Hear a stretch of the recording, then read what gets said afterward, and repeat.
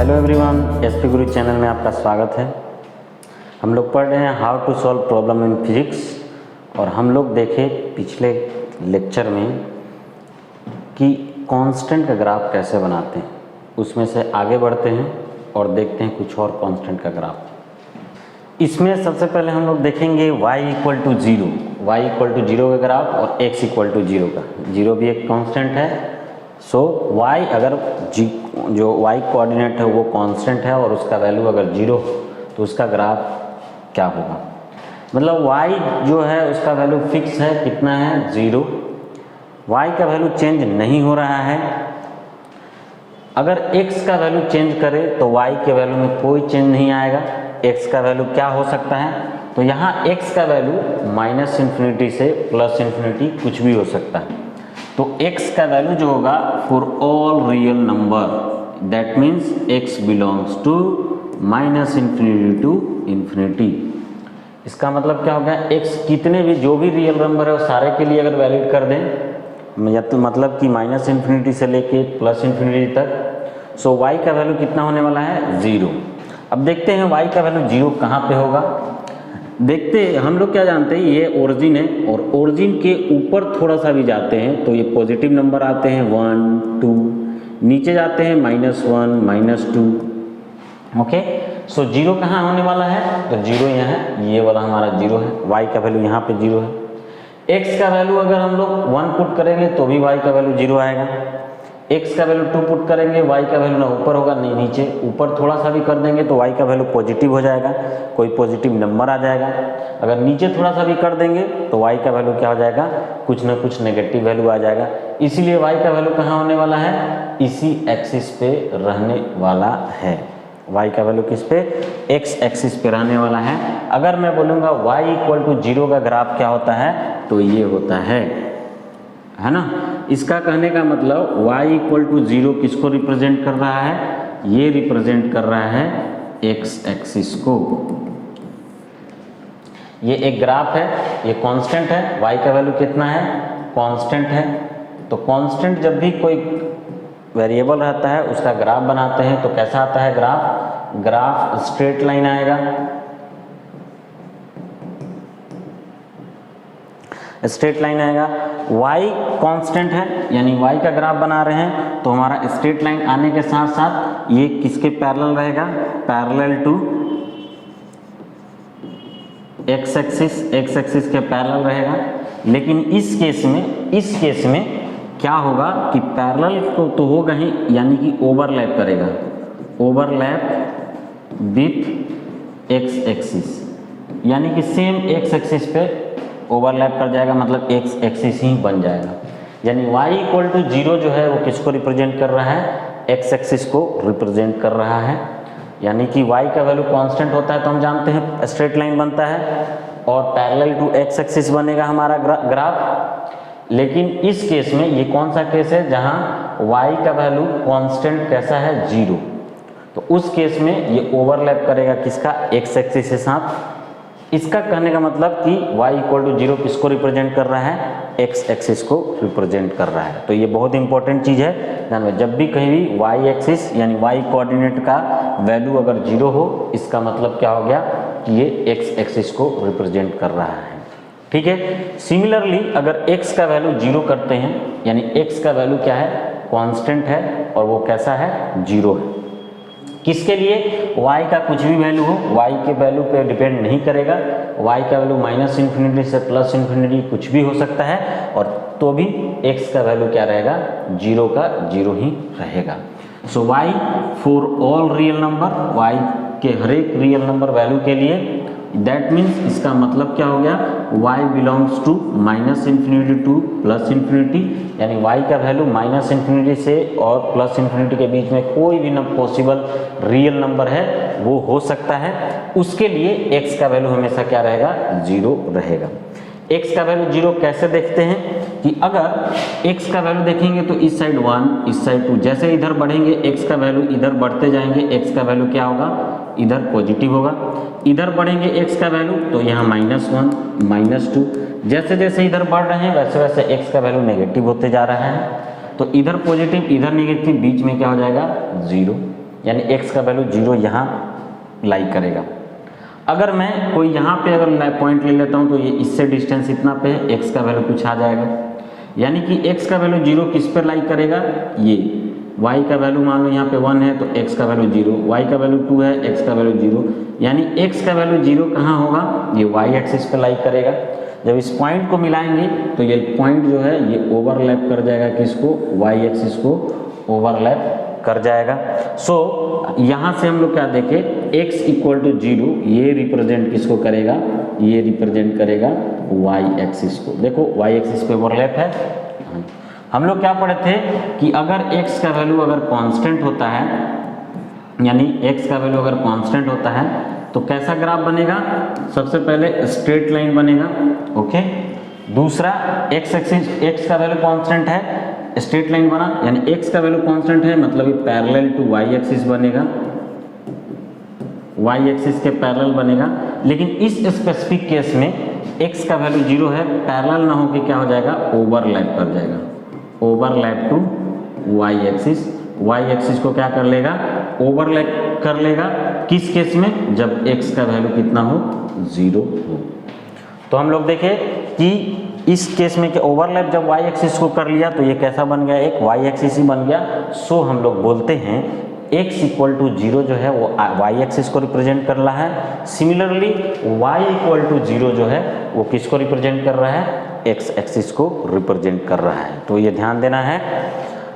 अब कुछ ये तो हम लोग देखें कांस्टेंट x और y को लेकर देखें, इसके अलावा कांस्टेंट कुछ भी हो सकता है, उसका अगर ग्राफ बनाना हो तो कैसे बनाएंगे, ठीक है। जैसे हम लोग यहाँ पे कुछ कोऑर्डिनेट ले रहे हैं और उस कोऑर्डिनेट में किसी एक वेरिएबल का वैल्यू कांस्टेंट रखेंगे और देखेंगे ग्राफ कैसा बन रहा है, ओके। अब हम लोग स्टार्ट करते हैं एग्जाम्पल से। ये हमारा पहला एग्जाम्पल है, वेलोसिटी टाइम ग्राफ दिया हुआ है। वेलोसिटी टाइम ग्राफ दिया हुआ है जहाँ टाइम v का वैल्यू 10 मीटर पर सेकेंड दिया हुआ है, यानी v का वैल्यू एक कांस्टेंट है जिसका वैल्यू 10 है। तो इसका ग्राफ कैसे बनेगा, तो हम लोग क्या बोले कि v मतलब ये कोऑर्डिनेट है, अगर इसका ग्राफ बनाना है तो v का वैल्यू हमेशा 10 होगा। तो 10 कहाँ पे होगा, v ऊपर मान लो यहाँ 5 हो गया तो यहाँ पे क्या आ गया 10, यानी कि टाइम का वैल्यू कुछ भी हो वो v का वैल्यू कितना होने वाला है, 10 होने वाला है। तो हम लोग ग्राफ कैसे बनाएंगे, सो ग्राफ देखेंगे तो ये स्ट्रेट आएगा, वो पैरेलल टू टाइम एक्सिस। मैं क्या पूछूंगा कि ये जो ग्राफ बना है वो सही है क्या, तो सब बोलेंगे हाँ सही है, कांस्टेंट है। लेकिन ये जो है मैथ्स के लिए सही है, लेकिन जैसे ही हम लोग फिजिक्स में आते हैं तो थोड़ा सा इमेजिनेशन लगता है। वो इमेजिनेशन का एग्जाम्पल मैं यहाँ बताऊँगा कि जैसे मैथ्स रहता तो it's okay, Y axis and X axis, अगर एक्स का वाई का वैल्यू 10 दिया हुआ है सो ग्राफ ऐसे ड्रॉ हो गया। लेकिन जब यहाँ पे वेलोसिटी टाइम का बात करेंगे और वेलोसिटी कांस्टेंट है तो हमारा ग्राफ कैसे बना, इस तरह से बन गया है। टाइम के किसी भी वैल्यू के लिए वेलोसिटी 10 रहेगा, 10 रहेगा। लेकिन जब हम लोग फिजिक्स का बात करते हैं तो यहाँ पे एक इमेजिनेशन आता है और वो इमेजिनेशन है कि समय, टाइम जो होता है वो कभी भी नेगेटिव नहीं होता है। तो टाइम अगर नेगेटिव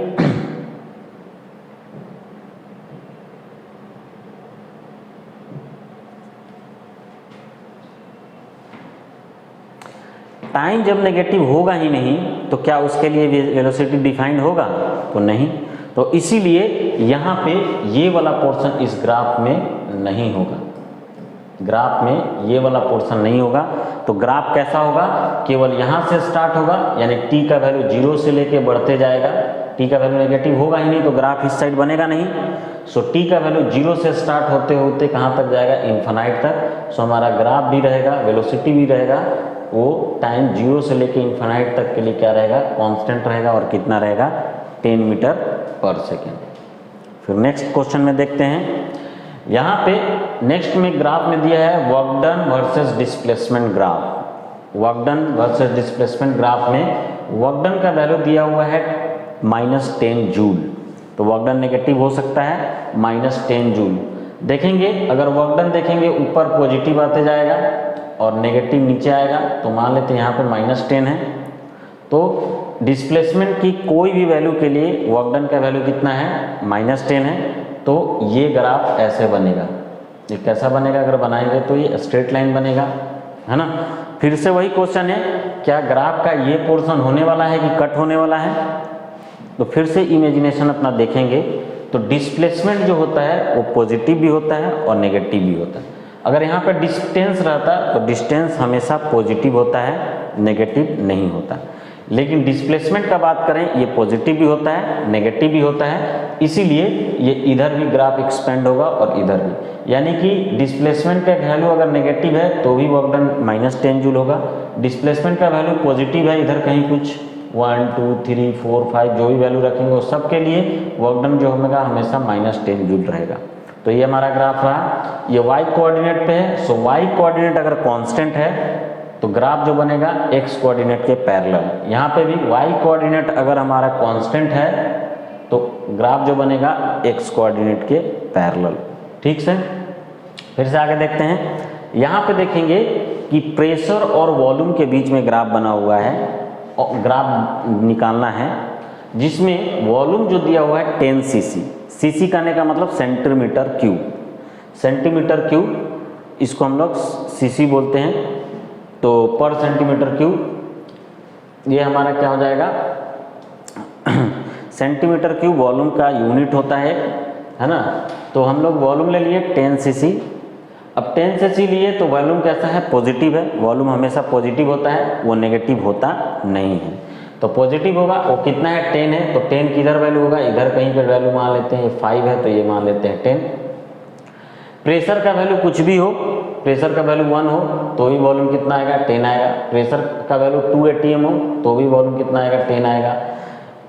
प्रेशर का वैल्यू नेगेटिव होगा क्या, तो नेगेटिव अगर मान लो हो, नेगेटिव प्रेशर का वैल्यू हम लोग ले सकते हैं, लेकिन ये स्केलर क्वांटिटी है। स्केलर क्वांटिटी हमेशा पॉजिटिव होता है। सो हम लोग इसका कुछ प्रेशर का डायरेक्शन होता है, फिर भी ये स्केलर क्वांटिटी है और स्केलर क्वांटिटी हमेशा पॉजिटिव होता है। तो यहाँ पे प्रेशर नेगेटिव नहीं होगा।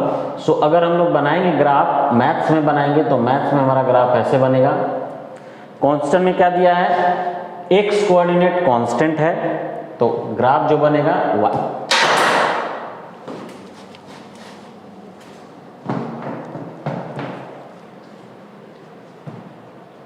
तो ग्राफ जो बनेगा y कोऑर्डिनेट के पैरेलल बनेगा। फिर से देखेंगे कि जब x कोऑर्डिनेट, ये वाला कोऑर्डिनेट कांस्टेंट है, तो ग्राफ जो बनेगा y कोऑर्डिनेट के पैरेलल बनेगा। यहाँ पे क्या था, y कोऑर्डिनेट कांस्टेंट है तो ग्राफ जो बनेगा x कोऑर्डिनेट के पैरेलल बनेगा। यहाँ भी y कोऑर्डिनेट जो है वो कांस्टेंट वैल्यू दिया है, तो ग्राफ जो बनेगा y कोऑर्डिनेट के x कोऑर्डिनेट के पैरेलल बनेगा। सिमिलरली यहाँ पे देखते हैं F20 न्यूटन दिया है। ये कैसा y कोऑर्डिनेट दिया है, y कोऑर्डिनेट कैसा है, कांस्टेंट है, तो ग्राफ जो बनेगा x कोऑर्डिनेट के पैरेलल बनेगा। पैरेलल चांस बनता है इधर बने या इधर बने, तो क्या होगा, पैरेलल कर ऊपर बने या नीचे बने। पॉजिटिव वैल्यू है तो ऊपर बनेगा। सो हमारा ग्राफ ऐसे बना। बोलेंगे कि क्या सर ये होगा क्या, इसमें भी क्वेश्चन अगर पूछता है क्या ये वाला नीचे वाला पोर्शन होगा क्या, तो बोलेंगे नहीं, क्योंकि आप अभी बताए थे कि प्रेशर नेगेटिव नहीं लेते हैं, प्रेशर का वैल्यू हमेशा पॉजिटिव लेते हैं। सो यहाँ पे हम लोग प्रेशर का वैल्यू पॉजिटिव ले लिए। सो ये पोर्शन केवल ये वाला पोर्शन ग्राफ में आएगा। तो फिजिक्स में थोड़ा सा यही चेंज आता है कि थोड़ा सा इमेजिनेशन लेना पड़ेगा। डायरेक्शन बहुत इंपॉर्टेंट हो जाता है कि डायरेक्शन क्या हो सकता है ना। तो यहाँ डायरेक्शन रहता है, वही पॉजिटिव नेगेटिव साइन बताता है। तो प्रेशर का डायरेक्शन होता है, बट क्या है, ये स्केलर क्वांटिटी है ना, इसका वैल्यू पॉजिटिव होना चाहिए, होगा हमेशा। वैसे ही फोर्स का वैल्यू देखें यहाँ डिस्प्लेसमेंट में, तो ये इस तरह से ग्राफ बनाया हूँ। तो मैं क्या बोलूँगा कि सर क्या तुम लोग क्वेश्चन आएगा क्या डिस्प्लेसमेंट पॉजिटिव होता है, तो हाँ होता है। नेगेटिव होता है तो हाँ होता है। तो जब नेगेटिव डिस्प्लेसमेंट होगा तो उसके लिए भी वैल्यू क्या होगा, पॉजिटिव फोर्स 20 न्यूटन होगा। सो इसीलिए ये ग्राफ एग्जिस्ट करेगा, ये ग्राफ कट नहीं होगा, ये ऐसे पूरा बनेगा। सो हम लोग क्या देखें, फोर्स जो है y कोऑर्डिनेट है, y कोऑर्डिनेट कांस्टेंट है तो ग्राफ x कोऑर्डिनेट के पैरेलल बनेगा। x कोऑर्डिनेट क्या है, डिस्प्लेसमेंट, तो डिस्प्लेसमेंट के पैरेलल बनेगा। डिस्प्लेसमेंट देखें पॉजिटिव भी हो सकता है, नेगेटिव भी हो सकता है, ये दोनों तरफ ग्राफ बनेगा। अगर पॉजिटिव रहता तो केवल एक तरफ ग्राफ बनता। ठीक है, फिर आगे देखते हैं नेक्स्ट में, ये हमारा है प्रेशर वर्सेस वॉल्यूम ग्राफ। यहाँ पे वॉल्यूम दिया है 100 ml। 100 ml कहने का मतलब क्या हो गया फिर से कि ये कैसा है, 100 कांस्टेंट है, ml एक अलग यूनिट है किसका, वॉल्यूम का। वॉल्यूम का एक और यूनिट होता है मिलीलीटर, उसको ml लिखे हैं। सो ये वॉल्यूम हो गया, इसमें भी पॉजिटिव है। ये कौन सा कोऑर्डिनेट पे है, एक्स कोऑर्डिनेट पे। जब एक्स कोऑर्डिनेट कांस्टेंट हो तो ग्राफ जो बनेगा वो कैसा बनेगा, वाई कोऑर्डिनेट के पैरेलल। वाई कोऑर्डिनेट क्या है, प्रेशर है, तो प्रेशर के पैरेलल बनेगा। पैरेलल बनेगा, प्रेशर पॉजिटिव पैरेलल बनेगा, मतलब कि किस साइड बनेगा, अगर पॉजिटिव है तो इधर बनेगा कहीं। अब हमारे दिमाग में आता है क्या प्रेशर पॉजिटिव होता है या नेगेटिव होता है या दोनों होता है, तो प्रेशर हमेशा पॉजिटिव होता है। तो पॉजिटिव होता है तो केवल ऊपर ही बनेगा और ऐसा बनेगा, ये नीचे वाला पोर्शन हम लोग नहीं बनाएंगे। तो जब भी ग्राफ बनाने के लिए आएगा तो इसका ये वाला पोर्शन बनाना ही नहीं है, ये वाला पोर्शन बनाना ही नहीं है, खाली ऐसे बनाना है। ये इसमें भी ग्राफ आएगा तो ये वाला पोर्शन बनाना नहीं तो जैसे मैं बनाया हूँ बना के ऐसे काट देंगे, ऐसा नहीं करना है, इसको बनाना ही नहीं है ना। क्योंकि ये तो समझाने के लिए मैं किया हूँ कि बनाया हूँ उसके बाद काटा हूँ, कि ताकि लगे कि ऐसा हो सकता है, बना लेंगे, लेकिन यहाँ पे ऐसे नहीं बनाना है, इसलिए क्रॉस किया हुआ है। ठीक है, सिमिलरली यहाँ पे भी ऐसे बना सकते हैं, लेकिन यहाँ कोई भी आदमी, कोई भी स्टूडेंट ऐसे बना सकता है, लेकिन जो नहीं करना है उसको कट कर दिया गया है, ये ध्यान में रखने के लिए। अब क्यों कट कर दिया गया है, अगर मैं डायरेक्ट बना दूंगा तो कन्फ्यूज़न होगा, इसीलिए कट कर दिया हूँ ताकि ये मेमोरेबल रहे कि ये नेगेटिव नहीं होता। सो इसीलिए ये पोर्शन को हटा दिया गया। सो नेक्स्ट है हमारे पास पावर इक्वल टू v दिया हुआ है, वेलोसिटी। पावर कितना है, तो पावर हमारा दिया हुआ जो भी कुछ भी वैल्यू हो सकता है, वेलोसिटी लेकिन क्या दिया है 36 किलोमीटर पर आवर। पावर भी स्केलर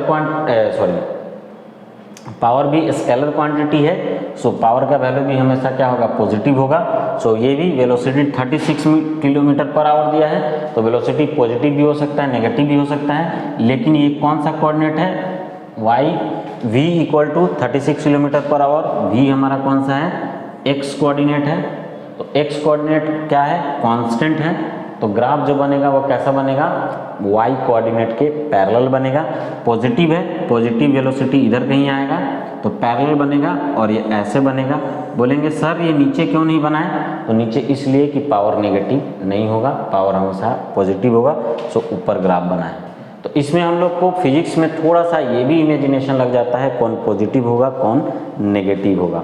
तो वो हम लोग जैसे जैसे आगे बढ़ेंगे तो स्केलर और वेक्टर क्वांटिटी जब के बारे में पढ़ेंगे तो हम लोग को पता चलेगा कि कौन सा वैल्यू पॉजिटिव हो सकता है और नेगेटिव हो सकता है, और हम लोग पहचान सकते हैं। डायरेक्शंस पे जो डिपेंड करेगा उसका मैग्नीट्यूड, डायरेक्शन पे जिसके मैग्नीट्यूड अगर डिपेंड करेगा, उसका वैल्यू डिपेंड करेगा, तो वो क्वांटिटी जो होगा पॉजिटिव नेगेटिव होगा। और जो मैग्नीट्यूड, जिनका मैग्नीट्यूड डायरेक्शन से इंडिपेंडेंट रहता है, डायरेक्शन से कोई लेना देना नहीं रहता है, उसका वैल्यू हमेशा क्या रहेगा, पॉजिटिव रहेगा, वो नेगेटिव नहीं होगा।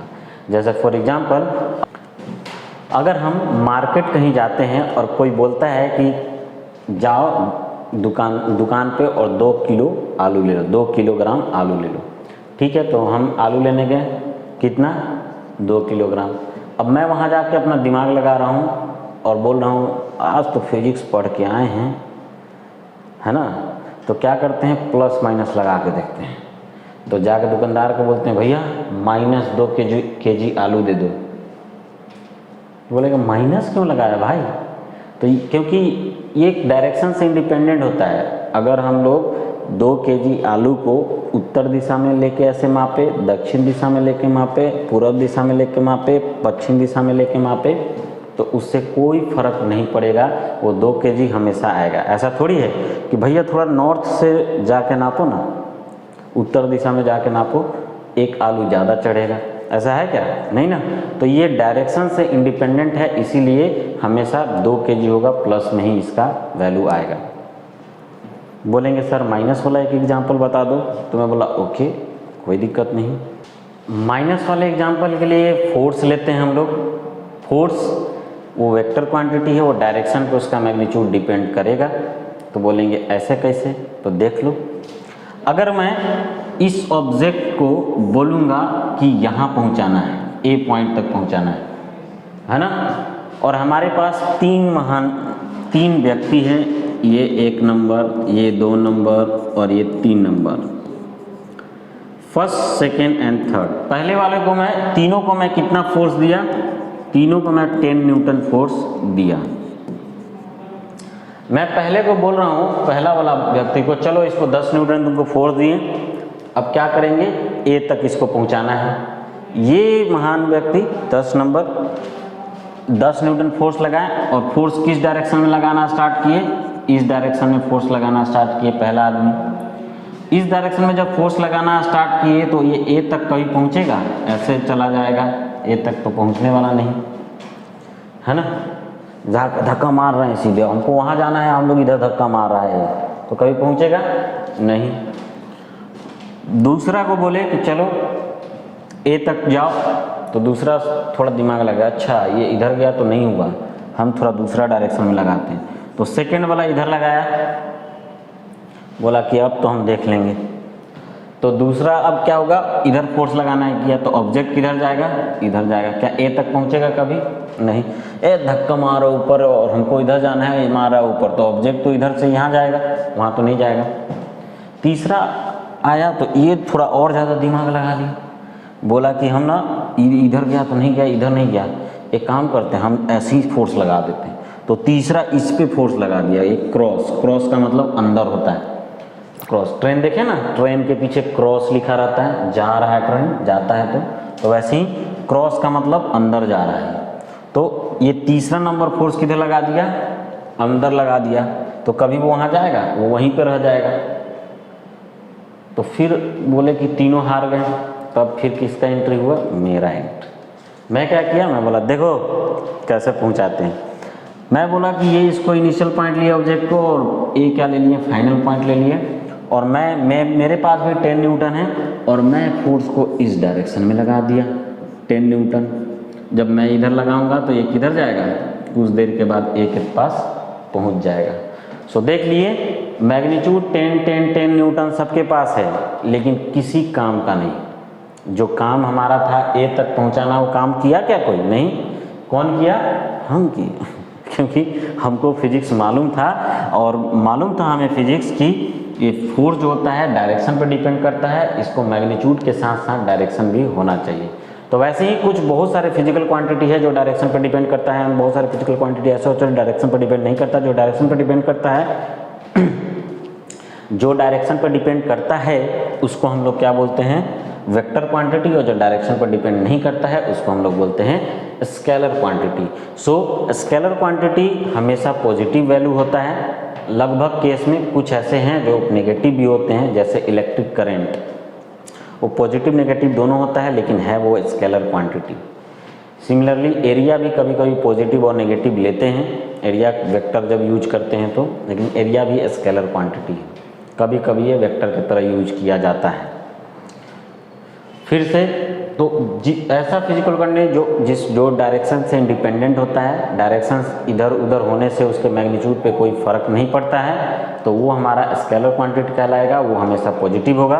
और वैसे फिजिकल क्वांटिटी जो डायरेक्शन पे डिपेंड करेंगे, डायरेक्शन अगर चेंज होने से उनका इफेक्ट ख़त्म हो जाता है, इनका इफेक्ट कैलकुलेट अलग होता है। सो वो वैसे क्वांटिटी को वेक्टर बोलते हैं, और वो क्वांटिटीज पॉजिटिव भी होते हैं और नेगेटिव भी होते हैं। तो ये हो गया हमारा पॉजिटिव नेगेटिव के बारे में जान लिए। और कुछ हम लोग फिजिक्स में जैसे एग्जांपल देख लिए ग्राफ से रिलेटेड। अब हम लोग आते हैं लीनियर फंक्शन का ग्राफ बनाएंगे। हम लोगों ने देखा कि कांस्टेंट जो रहेगा अगर y कोऑर्डिनेट x कोऑर्डिनेट तो ग्राफ कैसे बनता है, उसका एग्जांपल लिया। फिजिक्स के कुछ क्वेश्चन देखे कि किसी दो वेरिएबल के बीच में अगर एक वेरिएबल अगर कांस्टेंट दिया हो और उसका ग्राफ ड्रॉ करना हो तो कैसे ड्रॉ करेंगे, उसमें देखें। अब हम लोग देखेंगे लीनियर पॉलिनोमियल फंक्शन का ग्राफ कैसे बनाते हैं। तो लीनियर पॉलिनोमियल फंक्शन क्या में दो वेरिएबल रहेगा और दोनों एक डिपेंडेंट रहेंगे एक इंडिपेंडेंट रहेंगे। सो उसका अगर हम लोग ग्राफ बनाना चाहें तो उसको हम लोग ग्राफ को लीनियर पॉलिनोमियल फंक्शन के ग्राफ को दो तरह से बना सकते हैं। पहला मेथड ये होता है और दूसरा मेथड ये होता है। ज़्यादा और भी मेथड हो सकते हैं बनाने के लिए, लेकिन हम लोग ज़्यादातर इन्हीं दोनों मेथड का यूज करने वाले हैं। मोस्ट ज़्यादा यूज होने वाला है ये है ना, क्योंकि इससे बहुत सारा चीज़ क्लियर होगा, तो हम लोग ज़्यादातर इसका यूज करेंगे। यानी कि इसका यूज करने का मतलब कि हम लोग को लीनियर पॉलिनोमियल फंक्शन को इस तरह से अरेंज करना है ना, इस तरह से अरेंज करना है, या हम लोग इन तरह से अरेंज कर सकते हैं। इस तरह से अरेंज करेंगे तो हमारा y जो रिप्रेजेंट करेगा वो हमारा डिपेंडेंट वेरिएबल को रिप्रेजेंट करेगा, x हमारा इंडिपेंडेंट वेरिएबल को रिप्रेजेंट करेगा। मतलब दो वेरिएबल लीनियर पॉलिनोमियल फंक्शन यानी दो वेरिएबल रहेंगे। यहाँ पे भी अगर हम लोग देखेंगे तो इसमें भी हम लोग क्या करेंगे कि इसमें कोई भी एक क्या होगा वेरिएबल हो सकता है, और कोई भी एक क्या हो सकता है डिपेंडेंट वेरिएबल हो सकता है, और कोई एक इंडिपेंडेंट वेरिएबल हो सकता है। तो हम लोग आगे देखते हैं एक एक करके। सबसे पहले हम लोग y = mx + c वाले कॉन्सेप्ट पे जाएंगे और ग्राफ ड्रॉ करना सीखेंगे। उसके बाद हम लोग फिर x/a + y/b = 1 के कॉन्सेप्ट पे जाएंगे और ग्राफ ड्रॉ करना सीखेंगे। तो सबसे पहले ये जाते हैं, इनको हम लोग बढ़िया से एनालाइज करते हैं। एनालाइज करने के बाद कुछ एग्जांपल देखेंगे और एग्जांपल देके ग्राफ बनाएंगे। ओके, तो हम लोग स्टार्ट कर रहे हैं y = mx + c से रिलेटेड। पहले हम लोग ग्राफ, इसमें हम लोग देख रहे हैं कि y क्या है, तो y ऑलरेडी बता चुके हैं कि y जो होगा वो हमारा डिपेंडेंट वेरिएबल होगा, यानी डिपेंडेंट वेरिएबल जिसका वैल्यू कैलकुलेट करना है, जिसको मेज़र करना है, वो हम लोग लेंगे dv डिपेंडेंट वेरिएबल। और हमारा सेकंड जो हो जाएगा वो क्या हो जाएगा इंडिपेंडेंट वेरिएबल। तो दो इसमें रहेगा डिपेंडेंट वेरिएबल। ये y = mx + c यानी जितने भी हमारे लीनियर पॉलिनोमियल फंक्शन को है सबको इसी फॉर्मेट में कन्वर्ट कर देना है, और कन्वर्ट करके हम लोग को बताना है इसमें कि m क्या है, c क्या है। ओके, सबसे पहले कंटिन्यू करते हैं यहाँ पे हम लोग m के बारे में। सो m क्या है अगर बोलेंगे, आर्बिट्ररी कांस्टेंट है एक। m को हम लोग बोलते हैं स्लोप ऑफ ग्राफ। ग्राफ जो रहेगा स्लोप ऑफ ग्राफ,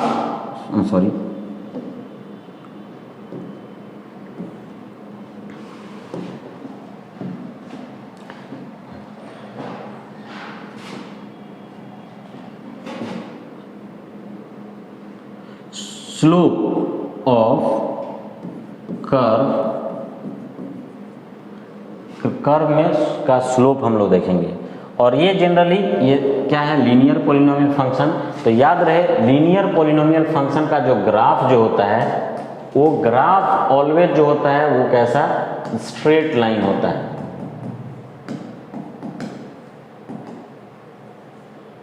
जो ग्राफ जो रहेगा हमेशा कैसा रहेगा, लीनियर पॉलिनोमियल फंक्शन का स्ट्रेट लाइन रहेगा। कैसे पहचानेंगे लीनियर पॉलिनोमियल फंक्शन है, क्योंकि दोनों वेरिएबल का पावर 1 होना चाहिए। यानी कि x का भी पावर 1 है, y का भी पावर 1 है, x की जगह दूसरा भी कोई भी वेरिएबल रहेगा उनका भी पावर 1 ही होना चाहिए।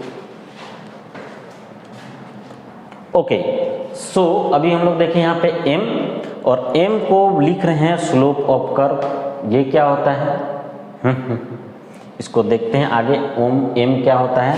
और दूसरा हम लोग देखते हैं c, जिसको हम लोग क्या बोलते हैं, इसको बोलते हैं y इंटरसेप्ट।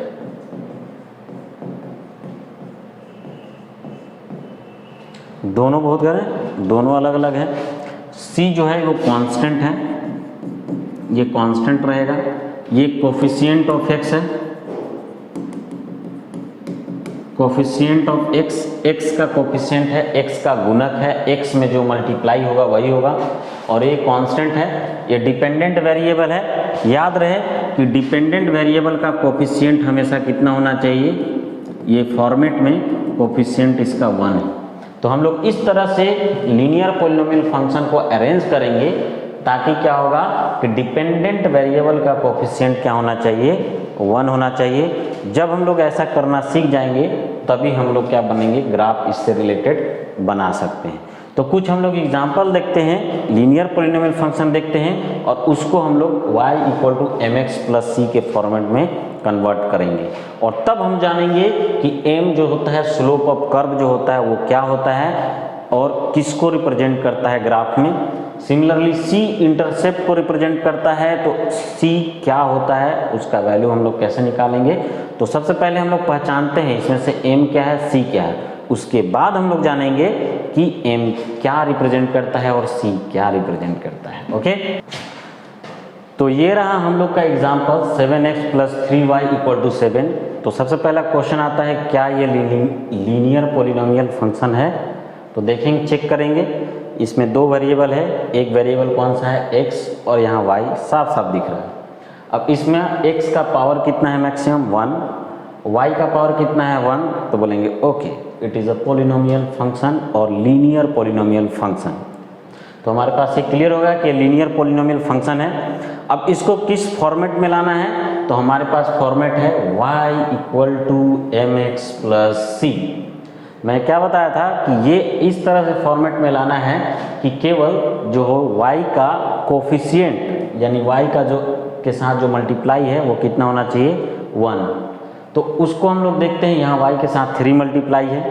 इसका कहने का मतलब y का वैल्यू अगर हम लोग निकाल देंगे तो हम इस फॉर्मेट में ला सकते हैं और हम बता सकते हैं वहाँ पे कि m क्या है, c क्या है। तो चेक करके देखते हैं। जैसे हमारे पास है 7x + 3y = 7। ओके, सो y का वैल्यू कैलकुलेट करना है, तो रेस्ट ऑफ y बाकी को हम लोग उधर लेके चले जाएंगे। 3y = 7 इधर जाएंगे, ये पॉजिटिव वैल्यू है तो इधर जाएगा 7x हो जाएगा, बोलेंगे ओके। अब इसको फिर से अरेंज क्या करते हैं, 3 से डिवाइड करते हैं। सो y = आ गया 7 - 7x और होल डिवाइड बाई 3, ये मल्टीप्लाई में है, इस साइड जाएगा तो डिवाइड होगा। और डिवाइड किससे होगा, ये जितने भी यहाँ फंक्शन रहेंगे, जितने भी यहाँ पे टर्म्स रहेंगे, सारे के सारे टर्म्स 3 से डिवाइड होंगे। ओके, सो यहाँ हमारा यहाँ तक आया। अब देखते हैं इसको 3 होल टर्म से डिवाइड है तो इंडिविजुअली अलग अलग डिवाइड करके लिख सकते हैं। जैसे 7/3 माइनस यहाँ पे भी 7/3 इंटू x। सो यहाँ से हम लोग देखें आया क्या, y = क्या आया 7/3 - 7/3x। अब इसको हम लोग और अच्छे तरह से लिख देते हैं, इस फॉर्मेट में लाना है तो इस फॉर्मेट में लेते हैं। y का वैल्यू 1 है तो y के कोफिशिएंट 1 यहाँ पे भी है, y का कोफिशिएंट यहाँ पे भी है। फिर देखें उसके बाद x वाला टर्म है लेकिन यहाँ पे कांस्टेंट टर्म है, तो हम लोग पहले x वाले टर्म को लाएंगे। तो कैसे लिखेंगे इसको, x वाला टर्म है कितना 7/3x, नहीं -7/3x है, माइनस का वैल्यू देखना है। सो x वाला टर्म है -7/3x और मैं बोलूँगा कांस्टेंट टर्म, तो कांस्टेंट टर्म यहाँ पे कितना है 7/3, प्लस में है कि माइनस में है, सो ये प्लस में है, सो यहाँ पे लिखेंगे +7/3। अब हम लोग इनको कंपेयर करते हैं, इस y = mx + c और y = -7/3x + 7/3 से। अब इसमें दोनों में कंपेयर करते हैं तो क्या डिफरेंस है, यहाँ पे y का कोफिशिएंट कितना है 1 है, यहाँ पे भी y का कोफिशिएंट 1 है, चल गया। इक्वल का साइन है, इक्वल का साइन है, आगे बढ़ते हैं। उसके बाद यहाँ mx है यानी m × x, यहाँ पे क्या है -7/3 इंटू x है, इसका कहने का मतलब -7/3 इंटू x। यहाँ x के गुना में ये टर्म है और यहाँ x के गुना में क्या है m है, यानी कि जब कंपेयर करेंगे तो ये दोनों में कंपेयर करके लिख सकते हैं कि यहाँ m का वैल्यू इसके इस इक्वेशन में m के जगह पे कितना है -7/3 दिख रहा है, इसमें m के जगह पे कहाँ है -7/3। अब आगे बढ़ते हैं, यहाँ प्लस का साइन है, यहाँ भी प्लस है। अब मैं बोलूँगा c का वैल्यू कितना होगा, तो एग्जैक्ट c का वैल्यू यहाँ पे c है और यहाँ c के जगह पे क्या रखा हुआ है 7/3, सो यहाँ पे c = 7/3 आ गया। m क्या है, m एक स्लोप है, c क्या है एक कांस्टेंट है जिसको इंटरसेप्ट बोलते हैं, y इंटरसेप्ट। तो यहाँ पे स्लोप का वैल्यू -7/3 आ गया और इंटरसेप्ट जो है y इंटरसेप्ट 7/3 आ गया। तो दोनों अलग है, माइनस में ये प्लस में है, दोनों अलग अलग मीनिंग है। ठीक है, ऐसे हम लोग कंपेयर करके एक एग्जाम्पल देखे, निकाले। सिमिलरली और एग्जाम्पल देखते हैं। तो नेक्स्ट हमारे पास क्वेश्चन है 4y minus 2/3x plus 3 equal to 0। सबसे पहले चेक करेंगे कि क्या ये पोलिनोमियल फंक्शन है, लीनियर पोलिनोमियल फंक्शन है। तो चेक करने का क्या तरीका है, देखेंगे वेरिएबल इसमें कौन कौन है। तो वेरिएबल यहाँ y है और दूसरा वेरिएबल क्या है, x है। अगर दोनों का पावर अगर 1 1 हो तो ये 100% लीनियर पोलिनोमियल फंक्शन होगा। तो चेक करते हैं, y का मैक्सिमम पावर यहाँ भी 1 है, x का यहाँ मैक्सिमम पावर 1 है। तो x और y दोनों का पावर 1 है, इसका मतलब ये लीनियर पोलिनोमियल फंक्शन है। ओके, तो है, तो अब इसको कन्वर्ट किसके फॉर्म में करना है, तो हमें कन्वर्ट करना है y equal to mx plus c के फॉर्मेट में। यानी कि हम लोग को y का वैल्यू यहाँ पे कैलकुलेट करना है, डिपेंडेंट वेरिएबल का वैल्यू कैलकुलेट करना है। सो अब इसको इक्वेशन को सॉल्व करते हैं। इक्वेशन है 4y minus 2/3x plus 3 equal to क्या हो गया, 0। अब हम y का वैल्यू कैलकुलेट कर रहे हैं, तो रेस्ट जितने भी हैं वो सबको राइट साइड भेज देंगे। सो ये हमारे पास आ गया 4y इक्वल्स टू, इसको उस साइड ले जाएंगे तो माइनस है तो प्लस 2/3x, 3 को उस साइड ले लेंगे तो माइनस 3 आ गया। अब चेक करते हैं हम लोग कि अब y जो है 4 के मल्टीपल में y के कोफिशिएंट को चेक करते हैं, 4 है, इसको इधर ले जाएंगे तो डिवाइड हो जाएगा। ये सारे इंडिविजुअल टर्म से डिवाइड होगा, यहाँ पे डिवाइड होगा तो नीचे चला जाएगा, 3 के साथ मल्टीप्लाई होगा, यानी कि 4 × 3 12 आएगा ये x, माइनस यहाँ पे ये डिवाइड होगा तो 3/4। इसको आगे देखते हैं, ये कैंसिल हो सकता है, 2 कैंसिल कर सकते हैं। सो y की जगह y इक्वल टू हमारे पास आ गया। इसको अगर करेंगे 2 से कैंसिल होगा तो 6 आएगा। सो 1/6 इंटू x प्लस माइनस 3/4। अच्छा, ये जो है इसको हम लोग ऐसे भी लिख सकते हैं, y इक्वल टू x/6। ये मल्टीप्लाई 1 से मल्टीप्लाई करेंगे x को तो कितना आ जाएगा, x, तो x/6 माइनस 3/4। और इसको हम लोग इस तरह से भी लिख सकते हैं कि x के मल्टीपल में कितना है, 1/6। सो अब हम लोग कंपेयर करते हैं इस इक्वेशन से y equal to mx plus c। y equal to mx plus c से कंपेयर करेंगे और चेक करेंगे क्या आ रहा है हमारा रिजल्टेंट।